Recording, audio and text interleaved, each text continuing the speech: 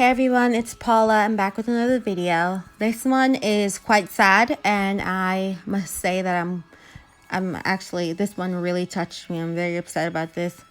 I don't know if you guys heard about the story of Tamla Horsford. She was found dead after attending a mom's football sleepover. She was the only black person in attendance at this sleepover. There were 7 white women and 3 white men, and Tamla, the only black person. And she was found face down in a yard on November 4th, 2018. And by the way, it's the first I'm hearing about this, and we're in 2019, and this happened in November of 2018, and the mainstream media have not picked this story up, and we need to make some noise about this. All right, now let's get into the details of what happened. So here's what I got from sandrarose.com. It says, Tamla Horsford, 40, of Cumming, Georgia, was found face down in a yard after attending a football mom sleepover on November 4th. Horsford was severely beaten about the head and face. Her body was discovered in the yard by the homeowner's aunt at 7:30 a.m. Someone in the home called 911 to report Horsford's death at 9:30 a.m., 2 hours after the body was found. 2 hours after the body was found, they called the police. Okay? That right there is a freaking red flag, if I've ever seen or heard of one. Okay? You found this woman's body face down, bruised and battered and dead, and you don't call the police till 2 hours later? Now, I found a news clip. It's a little bit grainy. I'm going to include it right here, where her friend basically described what she was told happened to Tamla. Forgive me for the graininess of the video. Just listen to the audio and get the point. We're just trying to get the point of what happened to her. All right, so I'm going to include the clip, and then we'll come back and talk about it. Miss her very much. Michelle Graves gave us this picture of her close friend, Tamla Horsford. Just always would do anything for anybody. Last November, the mother of 5 mysteriously died after attending a birthday party at this Forsyth County home. Because, of course, the original story we got was that, she just drank too much and it was alcohol poisoning and she passed away.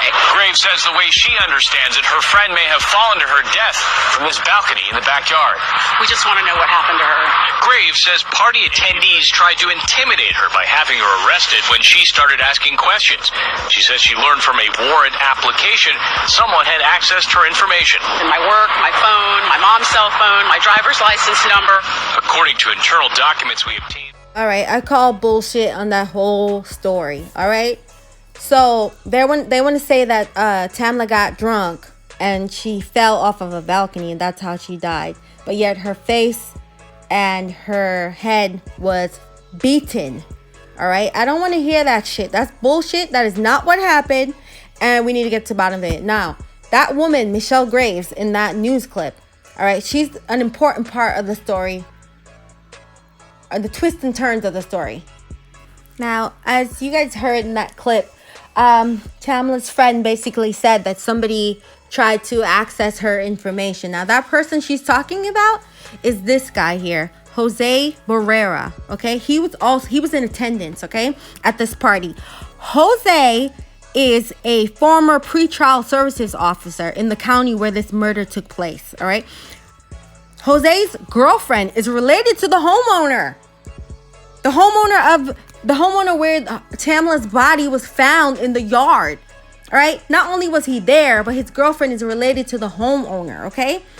This woman was face down, dead in a yard, and they waited 2 hours before contacting the authorities. Okay.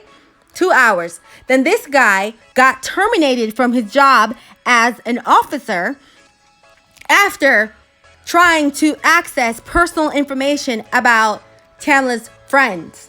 Okay, especially that woman in the clip. He was looking up her driver's license, all that information. This shit is suspicious as hell. All right? He was involved. He was there. He knows what happened. This is like a freaking movie. We have to come together and raise awareness about this. Like, it doesn't matter what race we are. This woman's family needs justice.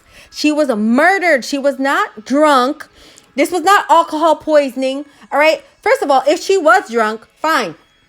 Couldn't they have done a toxicology report to find out if she had alcohol in her system? If this is what they claimed happened, that she died from alcohol poisoning and falling off of a balcony?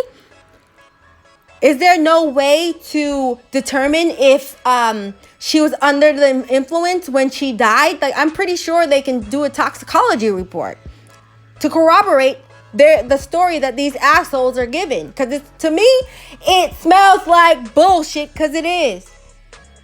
This woman died under some really strange circumstances, right? And we're not really hearing much about it. So I bet these MFers thought that this shit would go unnoticed and they would get away with it. No, you guys are not going to get away with this. No. We're starting a movement. We need to find out what happened to that woman. What the hell you guys did to her.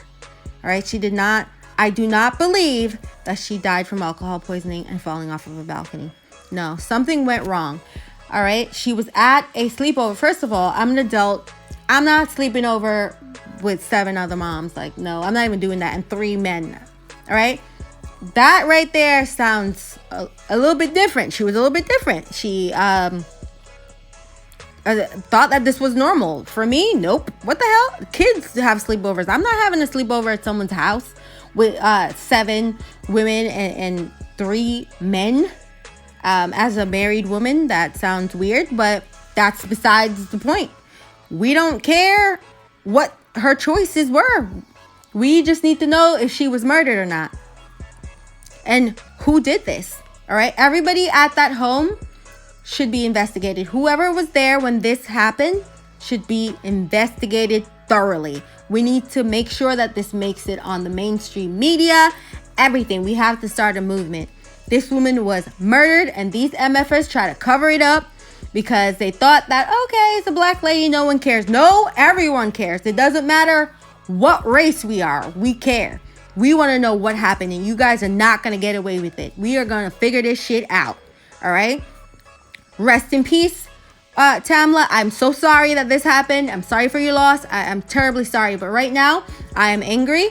And we're going to get justice for what happened to you. That's what it's all about. We're going to get justice. All right. These guys are not going to get away with it. You don't freaking murder somebody. And how the hell are you guys going to sweep this shit under the rug like this? You know, this is suspicious. A woman attended a party and ends up with bruised and battered and dead on a front yard. And people didn't call the cops for 2 hours. And it just gets swept under the rug. No. This woman was murdered. I am confident that she was murdered. I am confident, and it makes me so angry that this is not being reported as it should. We need to get Nancy Grace on this case. I'm telling you. Man, Nancy Grace would have covered this story. We need to get somebody on HLN or somewhere to freaking start investigating this. Get some interviews going or something. The cops are not doing their jobs.